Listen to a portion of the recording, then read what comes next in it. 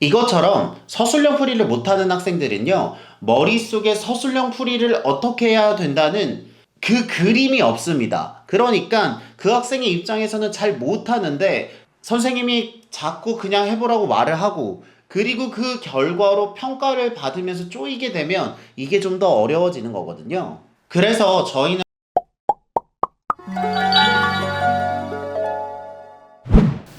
안녕하세요, 대치동 캐슬입니다. 오늘은요, 학생과 학부모님들이 정말 고민하시는 서술형 문제풀이에 대한 이야기를 해보려고 합니다. 제가 최근에 정규반을 하면서 유의미하게 서술형 풀이가 좋아진 학생들을 꽤 봤기 때문에 이 부분에 대한 이야기를 해보려고 합니다. 우선은요, 많은 학부모님들이 당연히 알고 계시겠지만 서술형 풀이는요, 유의미합니다. 그게 무슨 말이냐면, 예전에 객관식의 문제로는요, 정말로 이 학생이 알고 풀었는지 모르고 풀었는지가 조금 의심이 있었어요. 왜냐면 5분의 1 확률로 찍으면 되는 거죠. 하지만 서술형 풀이를 쓰게 하면요, 학생이 알고 있는 만큼 적나라하게 드러나기 마련입니다. 그렇기 때문에 그 풀이를 보면서 학생들의 이해도를 파악할 수 있다는 굉장히 큰 장점이 있고요. 그에 반해 이게 서술형 풀이를 쓰는 거기 때문에 치명적인 단점이 있습니다. 그것은 바로 수학을 잘해서 잘 표현을 하지 못하는 학생보다 수학을 상대적으로 조금 덜 잘하지만 표현을 잘하는 학생이 좀 더 좋은 점수를 받을 확률이 있기 때문입니다. 아시겠지만 이과 성향이 강한 학생들일수록 풀이를 쓰는 걸 좋아하는 학생도 있지만 안 좋아하는 학생들의 비율이 많거든요. 특히 남학생의 경우 글씨 쓰는 것 자체를 싫어하기 때문에 확률상 자기의 실력만큼 서술형 풀이를 쓰지 못한다면 실력대로 평가를 받기 어려운 부분도 있습니다. 그렇기 때문에 서술형 풀이를 바라볼 때 학생들의 실력을 좀 더 입체적으로 볼 수 있다는 장점은 있지만 수학 실력에 비해 쓰기 실력이 좀 더 좌우되는 부분도 있기 때문에 수학을 잘하는 특정 학생들이 조금 불이익을 볼 수도 있다 정도 이해해 주시면 좋을 것 같습니다. 하지만 그럼에도 불구하고 과거 객관식 문항 구조에 비해 확실한 장점이 있으므로 꼭 이 부분을 해결해야 된다라는 말씀을 드리고 싶습니다. 그러면 이 학생들의 서술형 풀이 실력을 향상하기 위해 가장 크게 생각해야 될 단어는요, 저는 부담감이라고 생각합니다. 혹시나 그냥 이게 자기가 알고 있는 걸 조리 있게 노트에 쓰기만 하면 되는데 무슨 부담감이 있나요? 라고 물어보신다면 이 영상이 큰 도움이 될 거라고 생각합니다. 제가 확신을 가지고 말씀을 드리자면 같은 행동이라 하더라도 그 상황과 맥락에 따라서 부담감의 차이가 크게 날 수 있습니다. 그러면 저는 수업 시간에서 그 부담감을 어떻게 줄였냐? 라고 물어보신다면 정답은 학생들에게 수학 문제를 풀려고 하지 않고 그냥 받아쓰기 하듯이 제 필기를 그대로 적으라고 합니다. 제가 정말로 좋아하는 박문호 박사님께서 지난 인터뷰에서 학생들이 그 지식을 받아들일 준비가 되지 않으면 그 용어들을 암기하고 친숙하게 만듦으로써 그 지식을 받아들일 수 있는 준비를 하게 된다면 막상 그 지식을 공부할 때 훨씬 더 쉬워질 수 있다는 말씀을 하셨습니다.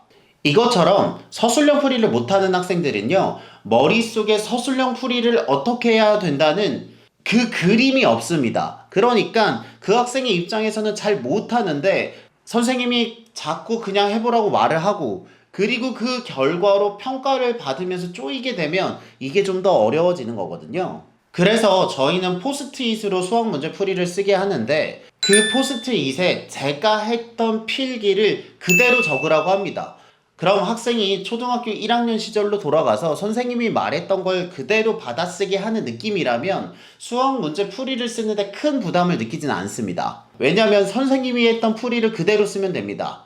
단 여기서 주의를 해야 될 건요, 선생님의 풀이를 그대로 써도 된다는 부담감은 줄었지만 그 풀이가 선생님 풀이랑은 똑같아야 됩니다. 이게 무슨 말인지 아시겠죠? 그러니까 그 풀이를 만드는 부담감은 없지만 만들어진 그 풀이의 완성도를 높이는 부담감은 있어야 됩니다.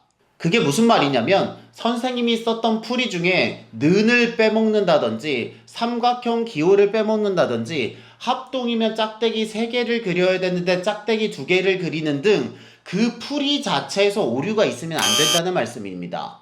그렇게 되면 학생의 입장에선 선생님의 풀이를 그대로 적으면 되니까 하기는 쉬우나 그 풀이를 정확히 적어야 되기 때문에 부담감은 좀 생길 수 있습니다. 하지만 그 풀이를 정확하게 만드는 부담감은요, 없는 풀이를 만드는 부담감에 비해 훨씬 낮기 때문에 정말로 풀이를 못하는 학생일지라도 그 정도는 충분히 할 수 있습니다. 이렇게 풀이를 잘 쓰지 못하는 학생들, 많은 경우에 남자 학생일 경우가 있는데요. 쓰게 하면 처음에는 약간 글씨 연습하듯이 풀이식이 삐뚤삐뚤합니다. 왜냐하면 한국어는 많이 써봤지만 수식으로 네다섯 줄을 써본 기억 자체가 많지 않기 때문입니다. 그럴 때는요, 포스트잇에 그냥 제 필기를 적어 옮긴 것에 의의를 두고 처음에는 시간을 주다가요, 이게 운동처럼 한 달하고 두 달 하면 그 학생도 그 풀이 템플릿에 익숙해질 거잖아요. 그때부터 말씀드렸던 그 풀이의 정교함을 요구하면 학생들은 그 요구에 맞춰서 풀이를 좀 더 정확하게 쓰게 됩니다.